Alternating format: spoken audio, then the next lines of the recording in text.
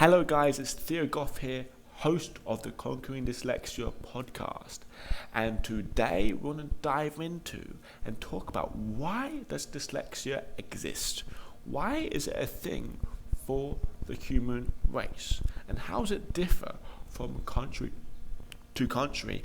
I hope we enjoy today's episode, guys, and please share this podcast. Please comment about how it helped you on your journey. It really fills my heart and makes me motivated to keep doing these. Hope you enjoyed today's episode, guys, and have a great day. So the big question is this: how can dyslexics like us create a place, a community, a tribe where people at any stage of life can come and solve any challenge, amplify their strengths, and ultimately help them become who they were meant to be? Or in other words, conquer their dyslexia? That is the question, and this show is the answer. My name's Theo Goff, and welcome to the Conquering Dyslexia podcast. Hello guys, what's happening? Today we're going to answer the question, why does dyslexia exist? And how does it get passed on?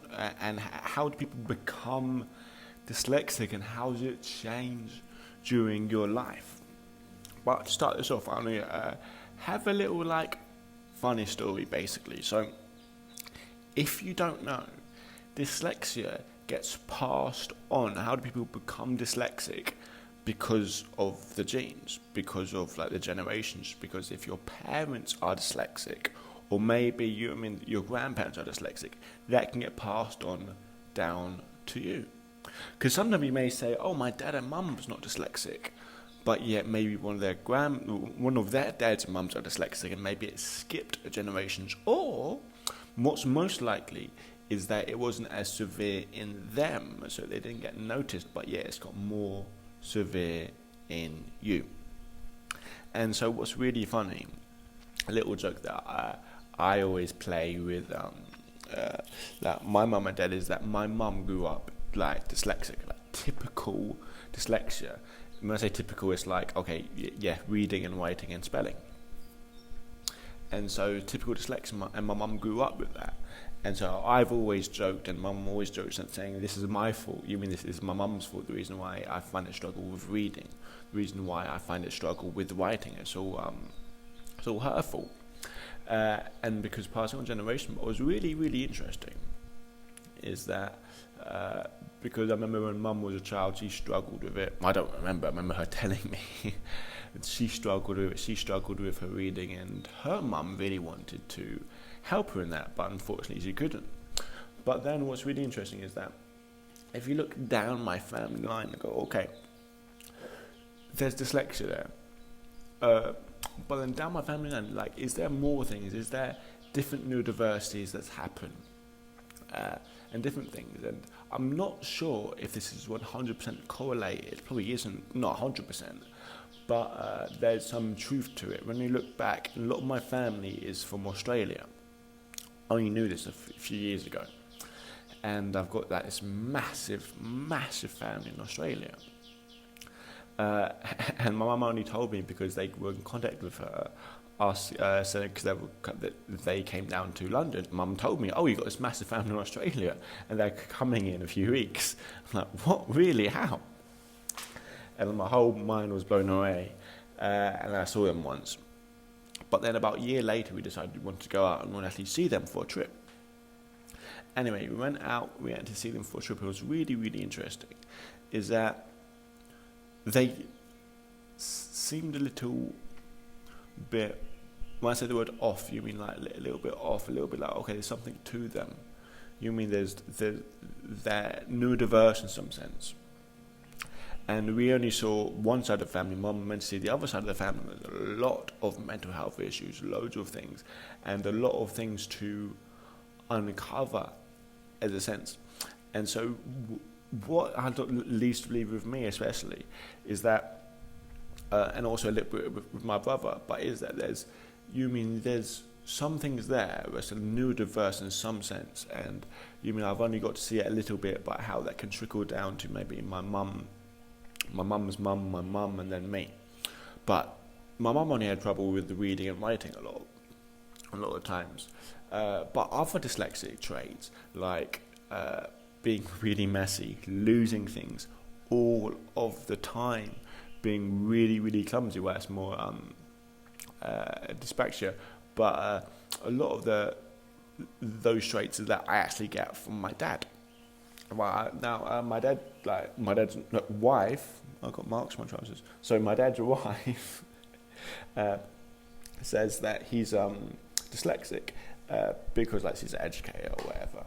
But what I know about him, he's incredibly dopey. Sometimes he thinks he's listening, but he's not listening. He's so messy, and I'm so messy. He's so clumsy, and I'm so clumsy, and he's so forgetful, and I'm so forgetful. And it's not like through a lack of trying. Same on his part. It's not through lack of trying. It's just habitual things. Always forgetting something. Always doing this. Like same thing with like dress or things like that. He's really bad with that. He's got the sweetest heart ever, but he's just not good at those things. And guess what? Nor am I. And I'm blaming that on him, my forgetfulness, my messiness, all on him. And yeah, people can say it's an excuse. And in some sense it is, but it's hard. Like, really hard for me to be tidy, really hard for me to lose things. Like, for example, just doing this little podcast here, I lost my phone, even though I had it 2 seconds ago. It spent me like a good 5, 6, 7 minutes looking for it.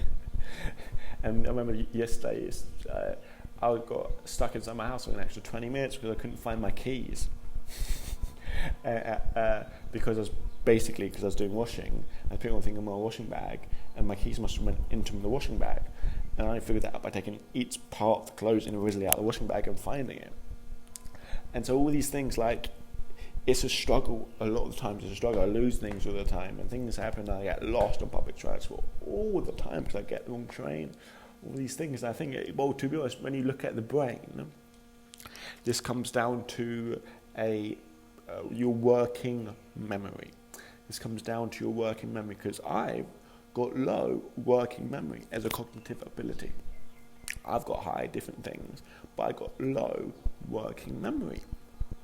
And this means I can't take in a lot of information at a time. Like at the time the trains come, this and that, the time it is now, and I can't take in a lot of those things. I can think fast, but I can't take in information when it's like I can listen to an audiobook really, really fast, but I can't take in when people telling me facts I have to remember with lists with names.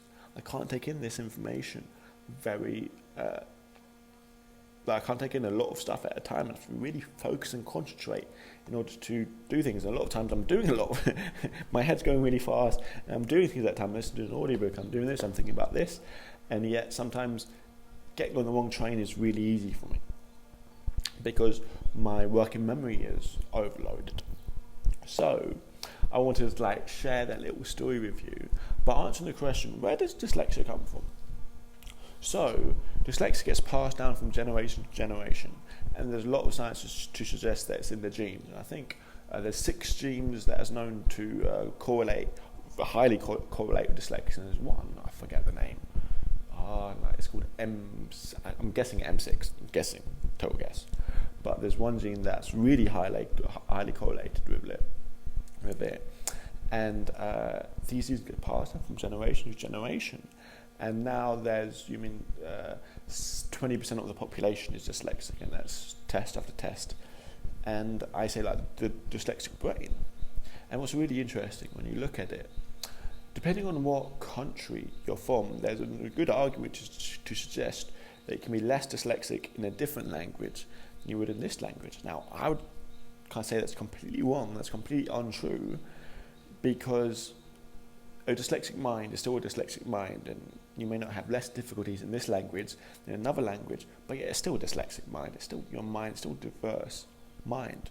So anyway, off the preface that 20% of the population is dyslexic. Granted, massive different degrees. The majority of them, on the low end, wouldn't really get diagnosed or find out because not that severe enough. But yet, still they're thinking in their dyslexic way. So the question goes to, why like when we go to the question of theory of evolution, when you mean this, because like dyslexics, like people don't know how long the dyslexic mind has been around. They can guess thousands and thousands of years. But what's a really common theory when it comes down to this is that it's an adaptation. Because guess what? If the dyslexic mind was a negative, then there wouldn't be as many dyslexics out there. Because if it's negative to survival, then they would have died off many thousands of years ago. But it didn't. That adaptation may be even growing, because maybe be like a few people that are neurodiverse in a dyslexic way, and yet they reproduce and they reproduce and they reproduce, making more and more and more and more dyslexics. And this is the time there wasn't reading, there wasn't writing, there wasn't spelling. So therefore the dyslexic disadvantages wasn't nearly as prevalent as before. But yet the advantages of 3D thinking, of thinking like outside the box, of creativity, all these skills would have been absolute advantages back then. And suppose over time it would continue doing it. So in a sense, dyslexia is an advantage. Dyslexia is a adaptation to the environment, which makes it some sort of strength. The only reason why it's around is because there's such positive qualities that make you survive. And of course, nowadays, survival isn't an issue. But yet we have to realize we are born with some sort of strengths that other people don't have, because that's why dyslexics are still alive today. That's why the gene didn't get die out thousands of years ago. And so we have to realize that, and to realize, okay, we have a lot of power here. Like human race, the theory of evolution, survival of the fittest, that's true. And I'm here because somehow dyslexics are survival of the fittest, and dyslexic is one of the fittest types out there to still be around, still be alive today. So let's answer the question about why dyslexia exists and how it gets passed down from generation to generation to generation. And I want to cover a few other little myths out there. Is come from a basis that dyslexia is not a thing that gets diagnosed. Dyslexia isn't diagnosis. Dyslexia isn't something that affects you in the classroom. Dyslexia is a differently wired brain. And so with that, you can't grow out of a differently wired brain. You can't grow out of it. You can't stop it. It's not like you're cured. Dyslexia isn't a disease. So all these myths about, there's no such thing as dyslexia. It's just a differently wired brain. There's all these things about, you grow out of dyslexia, it's laziness. That's completely untrue, and I think if you're watching this, you completely know they're untrue. But I wanted to really cover them here because I think it's important. Anyway, guys, I hope you enjoyed today's episode. I've got something very excited I'm working on that I want to share with you really quick. Is that you probably know I've got this dyslexic black book. I scoured the internet, got all the best, most helpful and useful videos about dyslexia on it. And now I want to basically create the whole world of dyslexia into one place. So it's not just all the videos, all of the best websites, we can get all the best information, all the best free courses, all the best free quizzes, all the best human apps, all the best, everything, all into one place. Therefore, you don't need to scour the internet. You just need to have this one thing called the Dyslexic Black Book to get everything everyone wants. It's not things I created. It's things that go out on the internet, I find that's useful and put it into one place. I've spent so many hours the other days and really working on it, and I really want to launch it today. It'll be finished today, so hopefully guys just hear about that. If you haven't signed on and you haven't got your black book yet, so I can't send you an email about it once it's ready. But anyway, guys, I'd really suggest getting the black book at conquerdyslexia.net/black book, where you get that, and then I'd send you updates on when it's updated and how to get it. Anyway, it's all be completely free. Hope you enjoyed today's episode, guys. I'll see you all again soon. Hey guys, I hope you enjoyed today's episode. Now, I got something really exciting I want to share with you. Over the last 5 years, I've been absolutely obsessed with learning everything I can about dyslexia and how they can overcome their challenges and maximize their strengths. And I've been spending many hours on many days scouring the internet to find solutions to the problems, and I found many solutions. So over quarantine, I was thinking, what if I scour the internet again? What if I go through every last resource that I've been through before and take everything that's useful and put it into one place? And that's how I filled up a lot of my time in quarantine. I scoured the internet and found all the most inspirational, all the most informational, all the most useful videos about dyslexia out there and put them all into one place, so you don't have to waste time scouring the internet to find solutions to your problems, so you know there's only one place to go. And this thing I created is called the Dyslexia Black Book. You can get it at conqueringdyslexia.net/Black Book. Now, I'm wanting to offer this to you and present this to you completely for free because I want to save you time. I want to save you time so scouring the internet and not finding the answers like I've done. If you go to conqueringdyslexia.net/Black Book, Conquering Dyslexia Black Book, you'll find it. Or guys, you can just click the link in this episode description to find it. But yeah, guys, that's the special message I wanted to share with you today.